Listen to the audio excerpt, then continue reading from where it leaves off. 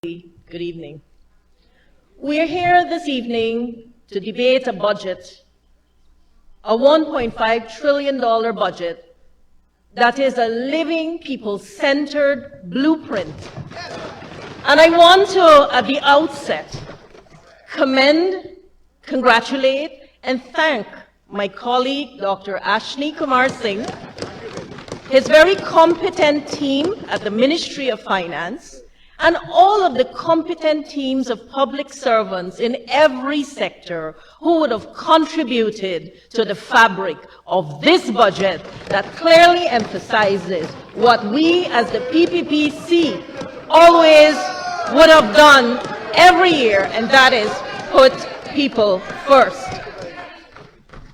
Mr. Speaker, maybe by now I should become accustomed to the personal, fallacious, and absolutely vitriolic attacks.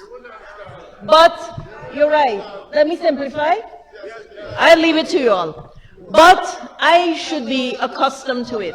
This is an august house where we discuss the business of the people, the future of our country, and the future of every person in our country. Mr. Speaker, I want to correct a number of statements that were made. They were not even disingenuous. They were outright fallacious. I want to say, Mr. Speaker, that I certainly do not have 100 plus, 160-something staff members in my secretariat. My secretariat is much smaller than a part of the upper end of this. I have 4 staff in my secretariat. I do. Mr. Speaker, I also want to correct something, because when we come to this house, we are expected to be truthful. When we come to this house, we have in front of our name, honorable. We are expected to discharge our duties honorably. Mr. Speaker, I will say to you that I will provide to you as the Speaker a report on the demise of that resident at the Palms Institution. It was unfortunate, but that resident passed away from cancer. Mr. Speaker, I am going to provide that report to you because people should not come here, misinform the public, and then leave this assembly. What are we really doing here? Mr. Speaker, you know, Mr. Speaker, this budget, I will champion it. You know why? Because it relates to the needs and it relates to the people of our country from Region 1 to Region 10. And Mr. Speaker, I will deal with facts because facts are stubborn, cold, and hard. I don't need to engage in political gymnastics and distortions. Mr. Speaker, I will say to you that when we look at the ministry holistically, it has always responded to the needs of the Guyanese people. If you look at the $78.3 billion budget that has been allocated to this ministry, $70 billion of that is going directly to the hands of the beneficiaries across the length and breadth of Guyana. $70 billion. The recipients of public assistance, permanent disability, and senior citizens. Mr. Speaker, we have seen the increase in the numbers of beneficiaries since this People's Progressive Party Civic took office. Look back at your record, it was dismal. We have seen that we have grown the number of pensioners to over 90,000 pensioners. We have seen an increase in the first 5 years. We've honored our commitments. We've doubled the pension. We are now saying in these 5 years, we are going to move the pension to $60,000, which puts us at $46,000 per month, a $20,000 transportation grant, and also electricity grant to the equivalent of $30,000 per annum and a water subsidy as well. And also pensioners can benefit from spectacle vouchers, healthcare vouchers, spectacle testing or eye testing vouchers. Mr. Speaker, the Ministry of Health has a comprehensive program on home-based care that is directly related to the welfare and well-being of our senior citizens. Mr. Speaker, the Ministry of Health will look at protecting the life of our senior citizens. When you look at social services, it includes health, education, and social services as the ministry. When you can read the budget book, then come back and talk to me. Mr. Speaker, I want to say very, very clearly that the Ministry of Health for the first time is providing vaccines, influenza vaccines, pneumonia vaccines. These are life-saving vaccines that will impact on the life of our seniors. There is an intensive geriatric program that is provided by the Ministry of Health. Mr. Speaker, if we look at the senior citizens accommodation, through the Ministry of Human Services, we will be constructing a new senior citizens home in Enmore. And we will also be moving in a very creative way to involve and include the persons who we have been training through our very innovative WIN program. Before you get mixed up, let me tell you what it is. Women's Innovation Investment Network. That was started in 2021. Mr. Speaker, this program has effortlessly empowered 21,000 women from Region 1 to Region 10. And these women who have been trained through this program have received this at no cost. So I want the members in this House, when they say we will not support this budget, we don't agree with this budget, go and tell the women in Baracara who have a new sewing hub and who have been empowered through this program. Go and tell the women in Sophia who are churning out garments that I'm so proud of, because I go into Sophia and I talk with them. When you want to speak of realities, I can tell you of them too. Mr. Speaker, go and tell the women in Cane Grove that this budget has nothing. They have benefited through this program in garment construction. Mr. Speaker, we continue to advance and champion the rights of women. And I am not only going to speak of the Women's Innovation Investment Network, because we have taken the entire training budget that was given to Human Services prior to us. It was only $10.9 million. Today it stands as $330 million. Mr. Speaker, directly through the Guyana Women's Leadership Institute, $170 million would have been allocated to training women, empowering them. And how? Because we are providing training that is diverse, that looks at the needs of our country. Mr. Speaker, when people come here and they dishonor this House, and they try to misinform the public, you talk about accountability, you need to hold yourself accountable first. I've always believed in truth, and I'm going to stand here and to say that truth as many times as I have to. Mr. Speaker, we are advancing women and we are advancing their ability to become financially independent through programs like the Culinary Arts Program, which is in this new budget, the expansion of the Garment Construction Program, which is in this budget. We are also advancing women in non-traditional areas. What am I talking about? It's a passion of mine, a personal passion of mine, and I belong to the People's Progressive Party, Civic. I belong to that party because we have always believed in promoting women, empowering women. I'm going to tell you who would have rated us. Just give me 2 minutes to tell you what I'm going to tell you now. You know, we have been championing women, and we have not only stuck to the traditional areas. Guyana has been enjoying a massive boom in construction. And I've always felt, why shouldn't the women be part of this journey of construction?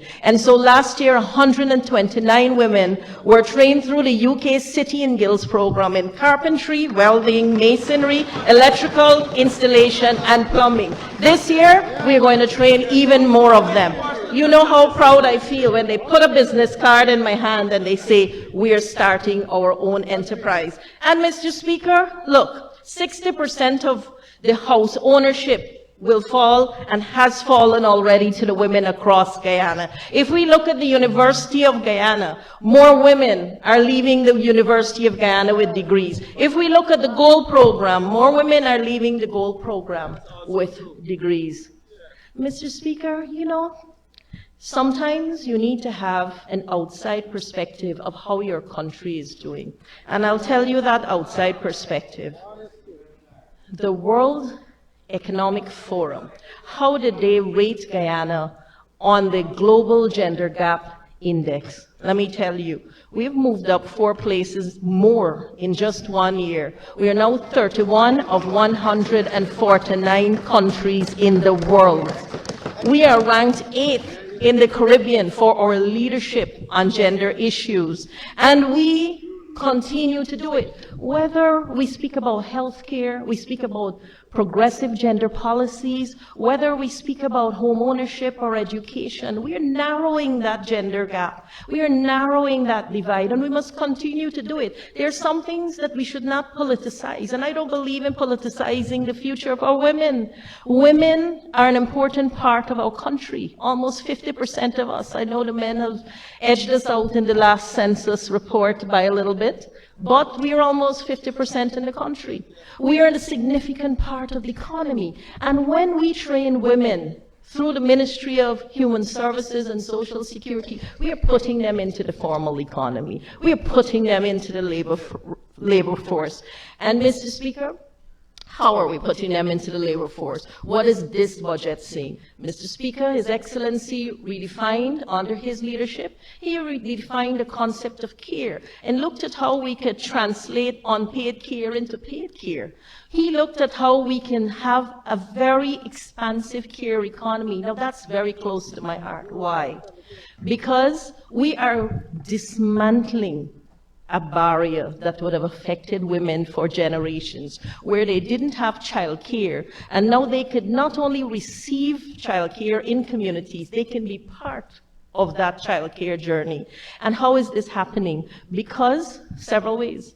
There's going to be the removal of corporate tax for all companies who provide child care services to their employees. That is groundbreaking.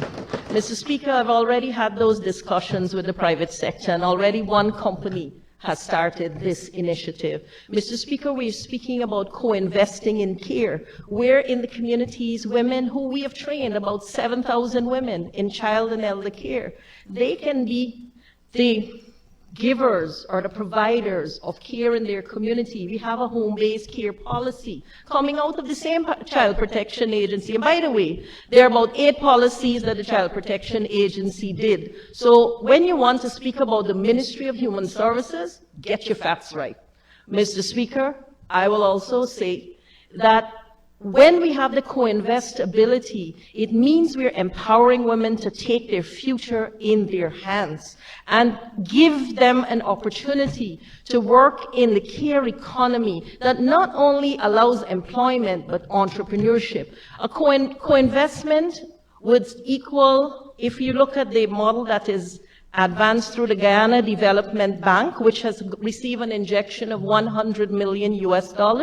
Co-investment would equal $3 million, no interest, no collateral, and that woman who wants to get into the care economy, that woman can benefit from that. If she wants to grow from small or micro enterprise, she can move up to $7 million investment with preferential interest rates. Mr. Speaker, that's putting people first. You know, we just put people first.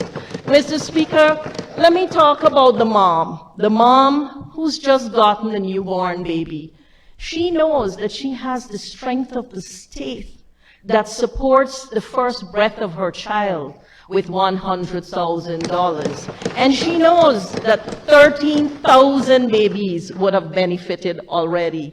Mr. Speaker, let's continue to talk about that mom. It could be a mom from Buxton. It could be a mom from Annandale. It could be a mom from Berbice. It could be a dad too. And we've put their children first. Mr. Speaker, remember, I don't have to look back very far. Just look at that side and know you removed the Because We Care cash grant. In this budget, we've increased it to $85,000, inclusive of school uniforms, inclusive of transportation money. And we are saying to parents, look, we're removing the burden from your pockets. So if a mother has 5 children, multiply that by $85,000. Mr. Speaker, maybe that mom has a child who has a disability. And, people can say they send me all kinds of things, and my staff will say that this minister leaves the office perhaps the last in the evening and clears her desk. So be careful what you say. And you will also note that was right after election. So be careful what you said. Mr. Speaker, I want to say that child who has a disability, how does that child benefit? Well, they can have a permanent disability book, and that disability money would have gone to $25,000. We're looking at helping 30,000 persons with permanent disabilities in this year's budget. You don't like this budget, but what do you want to remove from it? Tell the person with permanent disabilities. Tell the pensioner. What are you going to cut? Mr. Speaker, if we look, let me just digress a little bit. There was talk about the Early Childhood Development Center. Now, if we love our country, we would always celebrate the things that make our country unique and distinctive. For the first time in the Caribbean, this part of the world, you have a model of early childhood development, day and night care facilities. First time. You might have had daycare, night care, or early childhood centers, all separate. This model brings it together, and we opened the first day-night care early childhood center in Anna Catherina Region 3. And from then to now, no less a person than the head of the Early Childhood Development Program. She's sitting right here, so Mr. Speaker, bear with me if I mention her name. Ms. Conchita Gray and her team, hardworking team, no less than her, said to the nation, we are going to make this center fully operational in the first quarter of the month. Mr. Speaker, as I stand here, that center is open and functioning. We have spent the last few months training, recruiting, and registering children. Old people always say, if you're going to visit somebody, go up the front bridge, open the front gate, go and knock on the front door, and you will know what's happening inside. Don't go in a corner and thief a little video. If you know, you know. Mr. Speaker, we should not do this. We're speaking about the future of our children. The Early Childhood Development Center in Providence has been built by BNTF. I'm not going to tell you what that stands for, because you should know if you're referring to it. We are constructing a center in Mocha, and this year... Minister, you're speaking to me, I may not know. Mr. Speaker, I think you do. Mr. Speaker, I really believe you do. But since you asked, Basic Needs Trust Fund, I do know. So, Mr. Speaker, we have $300 million that would have been advanced for more of these model centers in several regions. And these regions will benefit from the experience of the 2 that will be opened in the first half of this year to add to the 1 that has been opened in Region 3. Mr. Speaker, when we look at early childhood development, what have we done? According to Honorable Member, nothing. We have given Guyana its first integrated early childhood development policy, a program, guidelines, and we have trained effectively a number of women. We have trained 100 women, empowered them with a business grant to start their child care facilities, and we have moved 10 women to centers of excellence. Mr. Speaker, that's just a little bit of what we have done in early childhood development. But then there was this talk about children who are abused. Now, that is a very serious issue. We take it very seriously at all levels of the ministry. Mr. Speaker, if you look back at the statistics in the last 4 years, you would have seen a consistent reduction in the number of cases of child abuse from over 4,000 to just over 3,000. No, that's still too many cases of child abuse. So what are we doing? We have created a number of strategies under the overarching theme of every child safe. We have also designed a rapid response team that will be available after hours to react and respond to every report of child abuse. And we are piloting that program in regions 3 and 4 with the intention of expanding that program to the entire country. Mr. Speaker, child abuse is very serious, and we have looked at the cases, and we have not only looked at the cases, we are working with parents. We have a very robust parenting program. We have developed the program, the manual, the workbook, and parents will benefit in our early childhood development centers as well as in the communities from this parenting program. Mr. Speaker, why can I say this without even looking at a single paper? Because I've been involved in all of that every step of the way, from the moment I sat in the chair as Minister of Human Services and Social Security. Someone once told me, it's easy to be in the opposition because you can criticize, but if give you something to run, that's proof, right? See if you can do it. You might run it down. Yes, so, Mr. Speaker, as I continue on the issue of child care, I want to move over now because I do have time constraints, but I wish you could give me an hour more to talk about the work the ministry is doing. Thank you.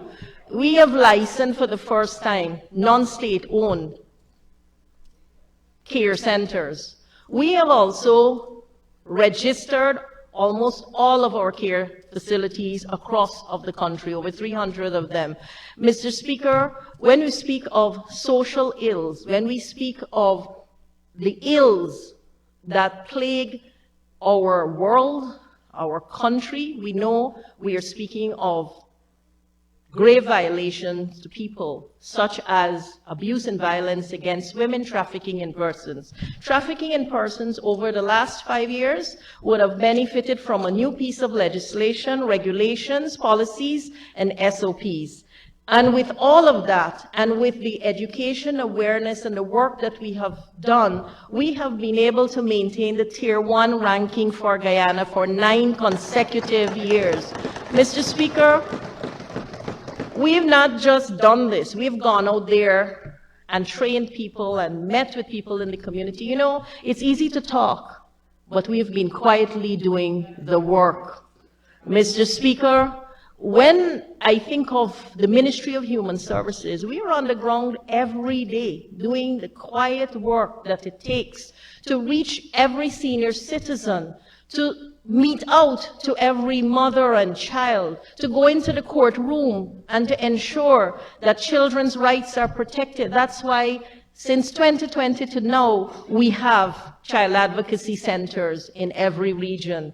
That is why we are continuing to give subventions to NGOs to the tune of $123 million, Child Link and Blossom Inc. That is why we support legal aid and help and shelter. That is why the Ministry of Human Services has a model that not the Caribbean nor Latin America has, and that is why IDB invites me to go and speak about it. The Hope and Justice Centers that I would have done in collaboration with the Ministry of Legal Affairs, where we provide all the services for survivors under one roof, including free legal counsel, counseling.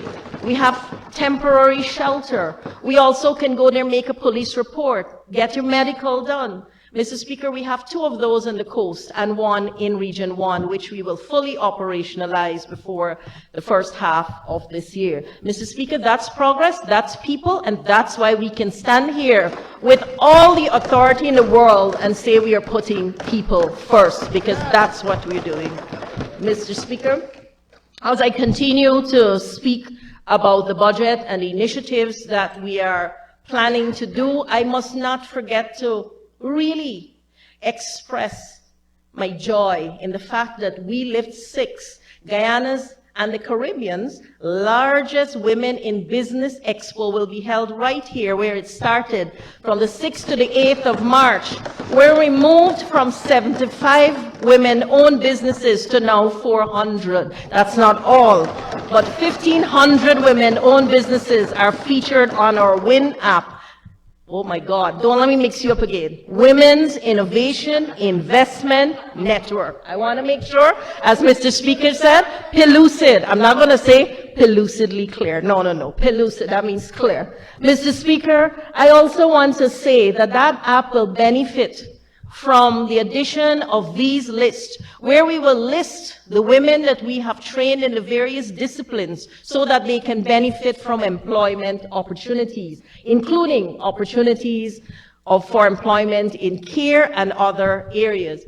And, you know, as a minister, I've always believed in the use of technology, and we've never shied away from it, from using technology in a variety of ways. And this budget will move us more into the realm of technology. We started out with the iMatter app a few years ago, and just last year, the iMatter app, for the information of everyone, is an app that provides resources and a panic button that connects you to a 24-hour toll-free hotline 914, and that app has benefited from a chat feature. So if there is a survivor who needs help, who needs support, they can chat directly with those persons in the ministry, sexual offenses, domestic violence policy unit, so that they can get help. We've also digitalized the beneficiaries register through the IDB's assistance, and we have transferred the data of all our beneficiaries with the intention in 2026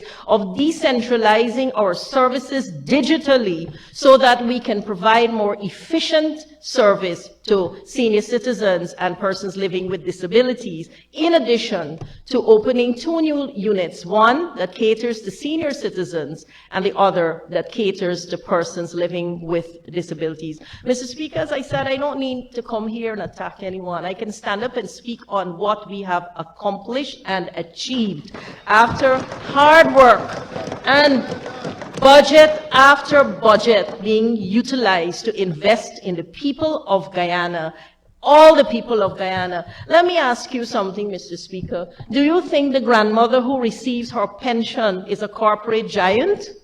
We are accused that the budget is only for particular wealthy people. Do you think the mother who benefits from $100,000, is she a fancy person who should not benefit? Mr. Speaker, what are we really saying? I don't know what vehicle she has, but I could say the young man or the young woman professional who wants to drive over the Barajagdeo-Demerara Harbor Bridge, they will love the fact that they can have a new vehicle with reduced taxation to drive over the Demerara Harbor Bridge. Because this budget speaks to all levels, all classes, all races, all religions, all the people of Guyana. Mr. Speaker, you know, we speak of disabilities, and I want to tell you of a few things. When we speak of disabilities, people only think of a permanent disability benefit. But what has been happening?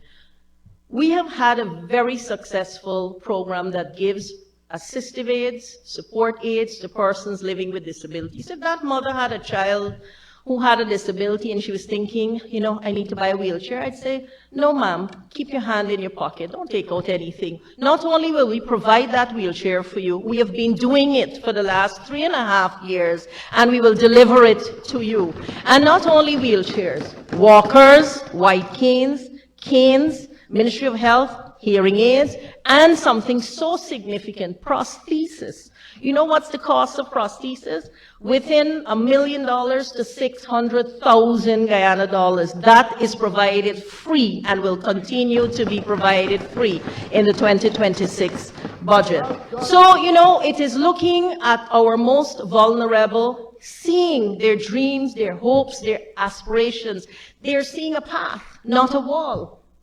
Mr. Speaker, through the Learning Lab and our program that trains persons living with disabilities, we've managed to train over 300 persons in all regions living with disabilities. We are expanding that program to include climate smart, sustainable agriculture, expanded garment construction, and a number of other programs. Mr. Speaker, as I continue to speak with you, I am pretty sure that I'm sharing things that maybe when that budget book was read and you saw, the member saw 160 plus people in my secretariat, she didn't bother to read all of this. Mr. Speaker, as I continue to share with you, Yes, I would like you to continue Thank to you. share with me, so let's give you an extension to continue that. Thank you, Mr. Chairman. Can I ask that the honourable member be given 5 years to conclude her very good speech? Thank you. 5 years? Thank Oh, you. sorry, 5 days. Did I say? 5 days? Okay, I'll take it. That was a slip of the tongue, sir. Five days, but, 5 years wouldn't be bad. But we have 5 years, actually. We have 5 Minister years in Teixeira, government. I think the So my 5-year apology. plea has to be to His Excellency. Yes, we have, a government has. Yes, thank you. Sorry about that. And let me also join you in commending the presentation without even seems to be referring to the notes. Honorable Minister, you may continue to conclude. Thank you very much, Mr. Speaker. And I want to recognize my wonderful Chief Whip for her intention of 5 years and 5 days. Thank you. Mr. Speaker, I also want to say there are a few initiatives that I will want to conclude with as I wrap up. I don't really want to wrap up, but I'll tell you about them. So there is the Gender Empowerment and Equality Seal that will be provided through the public sector and private sector, focusing on safer, more workplaces that allow for equal opportunities, and that is something that is very, very progressive, doesn't really exist in the Caribbean, and Guyana will be the first country to have such a seal. In addition to that, Mr. Speaker, there is another initiative that is very close to my heart, and this is the Golden Generation Hub and the Centenarian Club, where we bring together our senior citizens 2 or 3 times a week for social engagement, recreation, wellness. You ready for it? Sure, I'll invite you. So this has been happening, and this will be expanded to continue to do what we have been able to do through the budget, and not to let the men feel that they're left out. We have advanced the Bridging the Gap policy that focuses on men, and through that policy, we have been able to start a Brave Center in Region 3 and Brave Circles that allow us to focus on men, fatherhood, empowerment, masculinity, anger management, and a slew of other areas. And we've been achieving great success. This will be also expanded through the 2026 budget. Mr. Speaker, I want to say that the budget 2026 is the first budget of 5 years. And what the people of Guyana would have come to know about the People's Progressive Party civic government is that we don't just build buildings, we build people. We don't just create infrastructure that is meaningless. They are purposeful and thoughtful that improve the quality of lives of people. We don't just have a budget that one must look at in silos. We have a budget that is integrated and comprehensive in its outlook, which says that as cabinet, as ministers of government, we work together to achieve the mandate of the People's Progressive Party civic. Mr. Speaker, when we look at our government, I would like to think that this budget is the Guyana that was and the Guyana that must be. That is what it speaks to. The Guyana that was and the Guyana that must be. And together with the support of you in the opposition, because I don't think you could sit there and tell me you want to remove anything from my budget or the Ministry of Human Services budget or the budget as a whole, because each one of us would have shared with you in this short afternoon all of the comprehensive, far-reaching initiatives that impact in a transformational way on the lives of everyone. I say finally, my friends on the opposite side, remove that peculiar political cataract that you may have. And when you look at the highways and bridges, see the grandmother who is at the center of what we do. When you look at the roads that intersect and connect and that will keep going and going until we link the length and breadth of Guyana, see the young man and the young woman and their future, because we see it and we contribute to it year after year.